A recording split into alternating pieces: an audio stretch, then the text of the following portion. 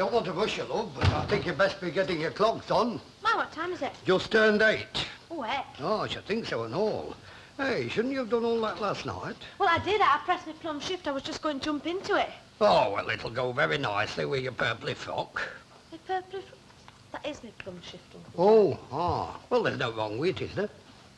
No, I just wondered if it was going to be a bit dressy, like. I don't want to seem sort of... You mean you want to see what the others are wearing first, Yeah, so I thought I'd settle for a skirt and sweater. Hey, when I first started work, my mother bought me a new pair of overalls. Oh, I'll be wearing the laboratory coat, like.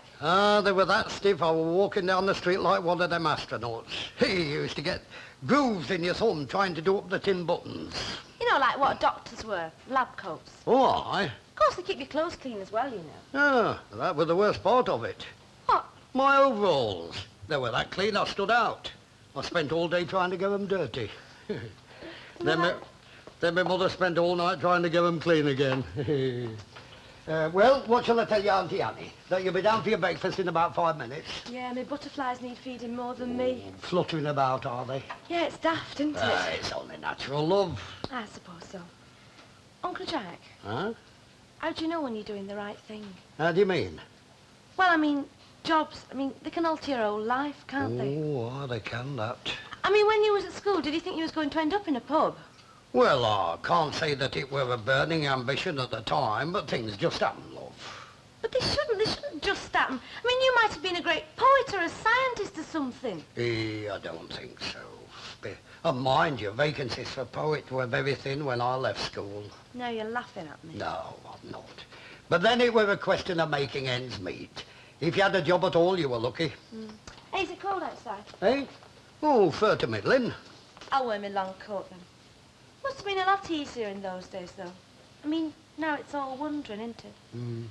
Sort of like if you were getting married, like I said. Have you done the right thing? A lot of married fellas come round to that. Mrs. Sharple says it's all this education that's flying about. It's unsettling everybody. Listen, love, how about giving this job a chance? And then seeing how you feel in a couple of months' time, eh? And by the way, talking about married fellas, if you don't come down to your breakfast soon, your Auntie Annie will be making my morning a misery. I've got to put my clothes on, Uncle Jack. Eh? Oh, aye. I'll tell you you're on your way, then. Forceps. Scalpel. Hey, Jerry! Where's that wooden plane of mine? You had it last? Oh, I were using it over at weekend, like, Mr. Fairclough. Oh, that's all right. But I think you should use a razor. You'll get a closer shave that way, you know. Aye. Well, come on. Where is it? Have you left it at home? No, Well, come on. You have to go back. You want? it's not at home, Mr. Fairclough. Well, spit it out. Where is it? I've broken it. You've done what? I've broken it. Look, I'll get you a new one at dinner time, Mr. Fairclough. Mayall and Ferguson will have one in. I don't want a new one, Well, mate. well, it's all I can do, I'm afraid, Mr. Fairclough. All you can do, I've had that thing 20 years. Oh, I know. It's part of me, is that? Look, I My won't old man. replace it. My old man gave me that when I first started off. And it's been all right all these years. Some plod up him. How did he do it, mate? What made you do it? Well, what were you doing? I went, well, I dropped it, like... Dropping it wouldn't break it. Yeah, well, I think the blade must have been out when it fell, like. You think? Was you drunk or something? No, I wasn't, Mr. Fairclough. Look, I will get you a new one at dinner time. Now, I can't say fairer than that, can I? I want a wooden one, you know. Not one of these cheap metal things. They're useless, then. Aye. All right, then, Mr. Fairclough. Leave my flaming tools alone in future, will you?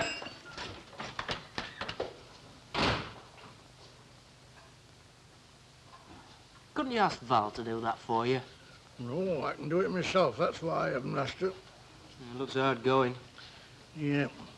Well, when your eyes get 70 years old, you'll find it hard going and all. Well, that's what I mean. Couldn't you have asked Val? Oh, never mind. Yeah, I suppose you think I'm a doddering old fella, don't you? Well, you're wrong. I can still look after myself. How long have you had that coat, Uncle Albert? Roughly? Well, same week as Roger Bannister went through 4 miles. Yeah, there've been 1 or 2 people going through it since that time. Yeah. And if you go on to say that this coat's done, you can think again, because it's still got a few years left in it. Will you let me buy you a new one? Just like that, eh? With a little wave of your magic wand. I can afford it, Uncle. No, I don't doubt you can. Well? Well, what? Will you let me buy you a new one? No. Oh, all right. Well, the offer's there. Hey, what does it feel like to be able to give money to deserving causes? I used to think you were just stubborn or it was pride or something, but it's not. You just enjoy wallowing in self-pity. And I'll tell you another thing. You get angry because some young fellas are earning good money. Good morning. Oh, well, if at first you don't succeed, give up. That's my motto. Hi, Phil. Hi, what was all that about? Oh, I just asked him if I could buy him a new overcoat. Oh. And then he said he didn't want your charity and stalked out. Yeah, something like that. You ought to have cottoned on by now. Yep, I know, only this time I lost my temper. Look, if you really want him to have a new coat, there's only one way you'll do it. No, what's that? Go out and buy one and don't tell him till you get back. Yes, that's a good idea. I'd like him to have one they all You so-and-so. can put it down to experience. I've suffered. Yes, I might just try that. Oh, would you like a cup of tea? Thanks. Right. How were the, Winnie the Poohs this morning? Oh, fine. They say poo again. Yeah. And his lordship? Ken, oh, he's in one of his I divorce thee moods. How do you mean? He says that's all they have to do in Persia. Shout I divorce thee 3 times, and that's it. Kapow, back to the carpet factory. What brought this on? Oh, well, I suggested to Dennis Tanner that he ought to get a telephone. Yeah. So now he's getting one. Yeah? Well, this morning Ken got a letter from the GPO saying they were going to put us on a party line.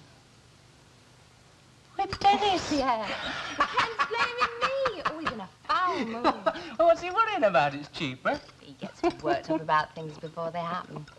He says every time he wants to ring up the college, there'll be a little voice saying, how about treating the kiddies to a do-it-yourself Frankenstein monster? Complete with guaranteed fiendish laugh. Oh, well, never mind. You'll get out of it. Oh, I'm not bothered. I just think it's funny. Hey, look, going back to Uncle Albert for a tick. If I do get him a coat, do you know his size? Oh, no, not really. I suppose I could have a guess. Could you? Oh, no, I could be miles out. I better not try. Yeah, I'll have to find out from somewhere. You know, it's time that old coat of his was handed over for research. I don't know how they managed to make them so they last this long. Well, of course, for the first month or so, you'll just be helping the others, fetching, carrying, that sort of thing. Yes, sir. I mean, that way we'll get the most value out of you and you'll gain the most experience. Yes, sir. Mr. Harrison will do. Yes. Didn't personnel tell you to bring a flat pair of shoes? No, sir. No, Mr. Harrison. Now, what's wrong with them down there? They didn't tell me. If Madame Curie had worn high heels, science would have been set back 10 years. Are you 5? Yes. There's a pair in Jean's old locker, Mr. Harrison. They're a bit ropey, though. Oh, thank you, Wendy. I'm sure they'll do for today. Thank you. Now, this is Miss McGrath, Lucille Hewitt, a new girl. Hello. Hello. Wendy's dying. Yarn. Oh, yes. It's a spot check on a dye we're using in production. Oh, what's it for? See, what's it for? Well, fastness mainly. Oh, to see that the dye won't wash out. Well, yes, among other things. You see, there's light fastness, dry cleaning fastness, perspiration, rubbing. We have equipment to test them all. Well, how many dyes are there? Colours like? How many? Well, let me put it this way. There are 2,000 or 3,000 standard shades, and from those we mix others as we go along. You need a very good eye, you know, for matching some dyes. Oh, it's a lot, isn't it? Mavis, could I introduce Miss Lucille Hewitt, Miss Cartwright? Hello, Lucille. Yes, now, Mavis has just passed her national in chemistry. Oh, congratulations. Thank you. Mavis, I wonder, could I leave Miss Hewitt with you? Yeah. I think perhaps she might run off a lay or two for Wendy. That's if you're sure what to do. All right. Those samples are back. Not Stubbly, Connolly and Guest again. Yes, I think I'd better go and make a start on those. Look, I'll pop back in about half an hour and see how you're getting on, all right? Thanks, Mr. Harrison. Right. Well, come on. I'll initiate you into the mysteries of the wondrous rap reel. Wendy, how many leaves do you want? 7 more. I'll get them shoes for you. Right. Now, Wendy wants 7 leaves running off this cheese. I'll do one for you. What's a lee? A length of yarn, 120 yards. That's if it's cotton. Oh, is that the cheese? Yeah, or a spring. That gauge is for measuring the length. Why is it called a cheese? I don't know, probably sounds better than jam sandwich. There we are. 1 lee. Oh, a little ank. No, an ank is 7 leagues long, 840 yards. Oh. Well, I'll leave you to get on with it. What should I do afterwards? Well, Wendy, and do what she tells you. Yeah.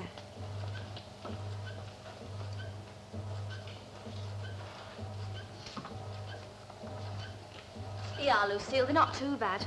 Oh, right, thank you very much. You can put yours under there for the time being. Has Harrison gone? Yes, something about Stubley, Connolly and Guest. Oh, them. We get more trouble from that firm than all the rest put together. Mr. Harrison was a bit sharp with you, wasn't he? Nah, he's all right, really. Trips over his BSc now and again, though. I think he's annoyed about Kenny. Kenny? Kenny's late again. Oh, is he nice? Well, let's say he's different. He sticks up for us, though. Oh, and Mr. Harrison doesn't like him. No, it's not that. They're just not on the same wavelength. Do you know what I mean? Yeah, I think so. You wait. I think Kenny's going to surprise you.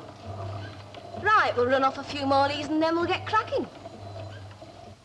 Yes, 1 and 9, 2 and 6, 3 and 4, 5 and 3, 6, 11, 7 and 8. Be right with you, Miss Nugent. Oh, yes, 7 and 8. I just wanted to ask a question. I was wondering if anyone had seen Mrs. Sharples this morning. Yes, I saw Mrs. Caldwell earlier on. Sizing up the situation, I'd say they were going shopping. Oh. Well, now that I'm here, Mr. Petty, perhaps I could give you a poster for the mannequin parade. It's rather breaking new ground for Coronation Street, isn't it? All Paris is in a panic, you know. What's that at the bottom? Gamma Gold Mark? Oh, that's to project our with it image for the fashion-conscious teenager. I wanted Gamma Goes Pop on the poster. Maud's gone rather grotty now, but Mr. Papagopoulos didn't like pop. In fact, he became quite heated when I told him Gamma could go pop. Would you take a poster, Mrs. Tanner? Me, love? For the lawn dryer? What, after that grotty Greek tried to find me? Oh, come on, give it here. Just for you, mind you. Well, I've got permission to use the mission hall for the grand mannequin parade, but I would like to use the vestry as a changing room, and of course I'll have to ask Mrs. Sharples for that. Oh, and you don't think she'll give her consent? Oh, I don't really know. I haven't told her about the mannequin parade yet, and I'm not quite sure how she'll react to that. She can't prevent it, of course, but she could be very awkward about the vestry. Ina Sharples meets the mannequins. That doesn't sound too clever, does it? No. Well, you can but ask, love, that's all. Yes. Oh, well, c'est la vie, I suppose. Mind you, I say a prayer as well. There's no need to, love. I'm here. Oh, not you. Hey, have you found out Uncle Albert's size yet? Oh, no, have I, Eck? David wants to buy him a new coat without him knowing. And you don't know his proper size? No. I've tried measuring his old suit, but an overcoat would have to be bigger, wouldn't it? Short 44. Eh? Short 44, that's his mould. How do you know that, Mr. Petty? Well, the stores, lad, the stores. I've fitted out 1 or 2 in my time, you know. Sharp appraisal with an experienced eye, that's what you need. Oh, yes. Well, I've seen some of them off-the-peg uniforms. Oh, they're not off the peg anymore, love. They leave them in now. Hey, Elsie, you've worked in gents' outfitting. Me? No, Miss Nugent's the expert on men's. Oh.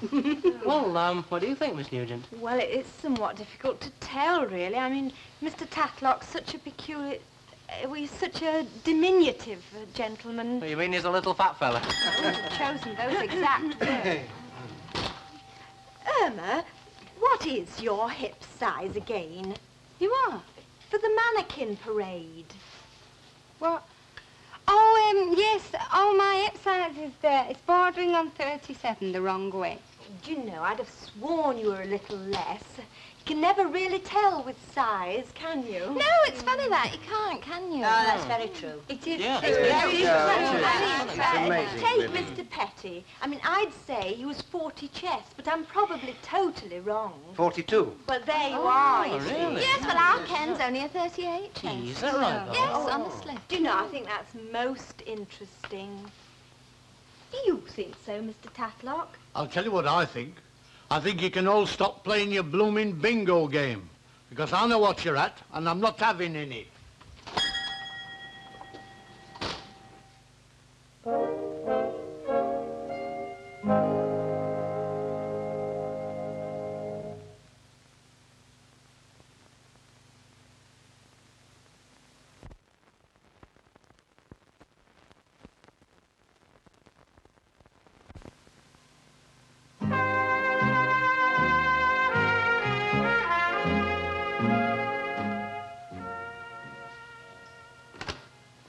Well, here we are. Come in, Mrs. Midgley. Oh, there he is. There's a lovely pussycat. Oh, he's a good boy, aren't you, Geoffrey? Now, have we got everything for that parking? Oh, I think so, Mrs. Midgley. A telegram from a tribe of Eskimos. I beg your pardon? Well, I'm just trying to remember what it was that Ina said to us. She said ever such a lot at the bus stop. Now, don't fret yourself, Mrs. Caldwell. My memory's good enough for both of us. Oh, well then, you'll be the chief spokesman, will you? Right, I will. Right then. Lard. Lard. Black treacle. Black treacle. Now, milk, sugar and eggs we've got. Ginger. Ginger. Oh, right, that's the lot then. Oh, no. You've forgotten the bicarbonate of soda, Mrs. Midgley. By gum, you're not just a languid creature of pleasure, are you? Oh, that was very good. You sounded just like Ina. Oh, good morning, Miss Nugent. Good morning, ladies. It's afternoon now. Oh, yes. Quite pleasant for the, Time of year. Yes. Mind you, it could be different again tomorrow. Oh, I agree completely, Mrs. Midgley. I thought you would. Is that what you come for? Beg your pardon? Weather forecast. Well, no, not exactly. Would it be something to do with the mannequin parade? Well, yes, as a matter of fact, it was, Mrs. Midgley. We've been wondering when you were going to get round to telling us personal. How did you know about it? How did we know? Well, Mrs. Sharples has had a telegram from a tribe of Eskimos. Eskimos? Well, she thought that perhaps they would have been told about it before she had. Well, I'm afraid it's something of an oversight on my part, Mrs. Caldwell. You see, I wasn't quite sure how Mrs. Sharples would take it. Take it? Well, mannequin parades are a little avant-garde, as they say. They can have what they want, providing it's within the bounds of decency. And, of course, the committee... Oh, doesn't Mrs. Sharples mind? No. Mrs. Midgley and me have been authorised to speak on her behalf. She's gone over to her daughter's. Oh, well, there was one other point, actually. You want to use the vestry as a changing room? Yes. You needn't look like little orphan Annie. Oh, Ina's fifth column's been going for half a century. Right then, first things first. Who's going to clean up afterwards? The mission. Oh, well, it had occurred to me that... Right then, Mrs. Sharples will. Oh. But she'll want paying 2 and 9 the hour. Now, you go and fix that up with Nick the Greek. Mr. Papagopoulos, yes. Ina said to ring up and say that you've been fortunate enough to secure the services of Mrs. Sharples at 3 and 3 an hour. 3 and 3? And then he'll say, well, offer a sixpence less, and that'll make him happy, and then the 2 and 9 will make Ina happy. Oh, yes. Do you think it's ethical? Oh, I don't know. But Ina says it's very practical. And it might improve your standing with Papa Cornflakes if he thinks you've been grinding down the workers' faces.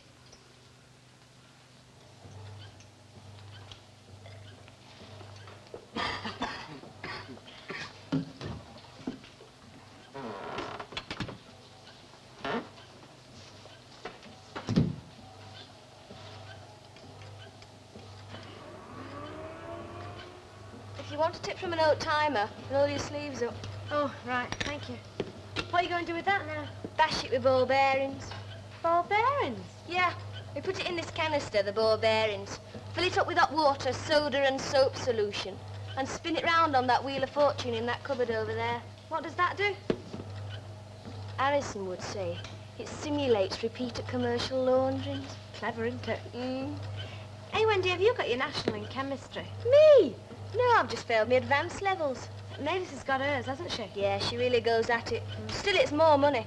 Would you get more money if you get your exams? Well, you get upgraded. It's same thing, really. Oh. Well, Kenny hasn't come, and it doesn't look as though he'll be turning in now. Must be poorly. Kenny? No, he'll have forgotten it's Monday morning. He does that about once a month. Does he really forget? Mm. Are you talking of our missing chemist? Yes, Mr. Harrison. I suppose he didn't happen to mention whether or not he was going across to the Russians this weekend, did he? Not to me, no. You settling down? Yes, thank you, Mr. Harrison. Good. Hey, why do we keep Kenny if he's so, unreliable? Well, flying in the face of everything else, Kenny's really very good at his job. Harrison admits that. And Kennys aren't easy to find. Thank goodness. Don't you go modelling yourself on him, Lucille. He's lucky to get away with what he does, no matter how good he's supposed to be.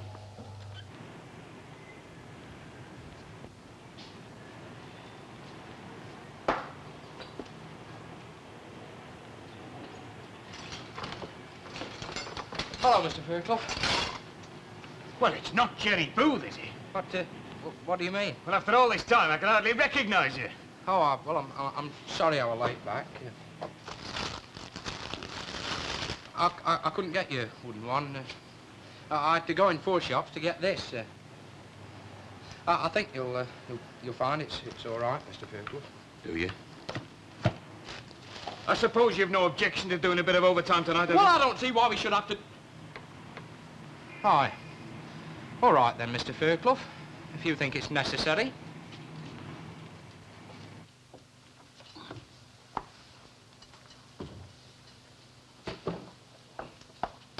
Oh, is David in? No, I haven't seen him since dinner time. He didn't say where he were going or what time he'd be back. Oh, well, when you see him, will you tell him the editor of the local rag's been on? If I see him. And talking of local rags, why don't you let him buy you a new coat? Because I can buy me own. Oh, you can't. All that palaver at Cornish shop, you must think I'm daft. There's nothing wrong in wanting to buy your uncle a new coat. There is, if he doesn't want one, I need one. Oh, all right, all right. Oh, Valerie, I brought this cabbage for you from the allotment. Oh, thank... Oh, I don't know whether I should accept it. Why not? I can buy my own. Get away, yeah.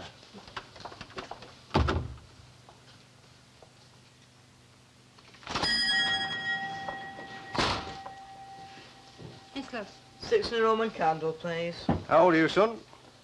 14. You look a bit titchy for 14. Well, I am, mister. It's all right, all right. Keep your hair on. Now answer me this, and no hesitation. What year were you born? 1951, 12th of March. 2 o'clock. Right, 1 Roman candle coming up, and don't go shoving it in your trouser pocket whether you go near a fire or not. Do you understand? Yeah. In a tin. That's the best place for fireworks. And think on. Tell your mates. I haven't got any. Oh. Oh, I had it when I come in. Now, what's all this then? Your secret weapon? It's a toast rack. Is it? Ooh, that'll take some pretty hefty slices, will that? I made it for a friend. Oh. And he likes very thick slices of toast. Look through any window, yes. What do you see? Smiling faces all around.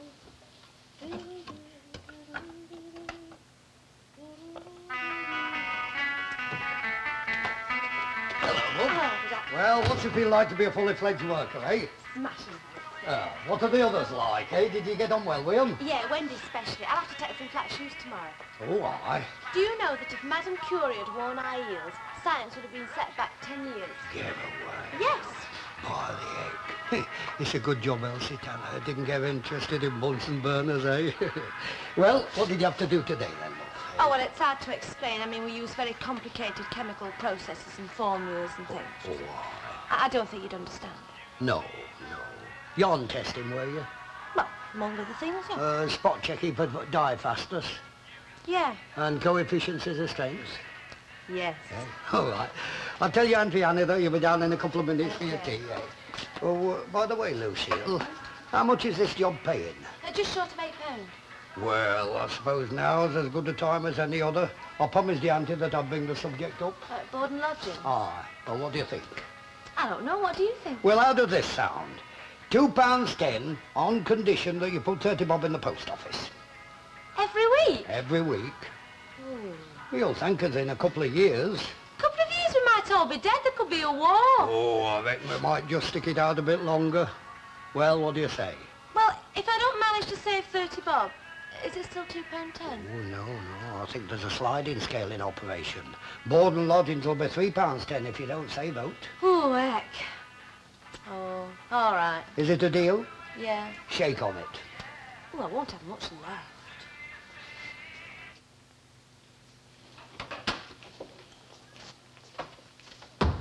Hello, Glover. Your editor's been on. Oh? Yeah.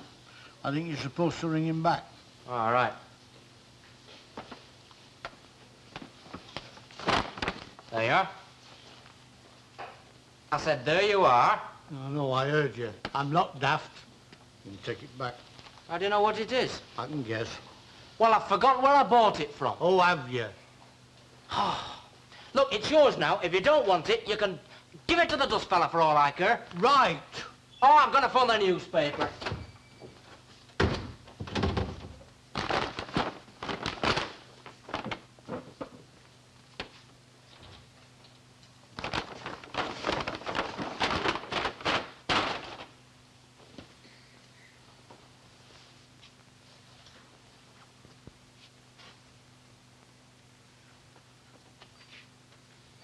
Do you like it then?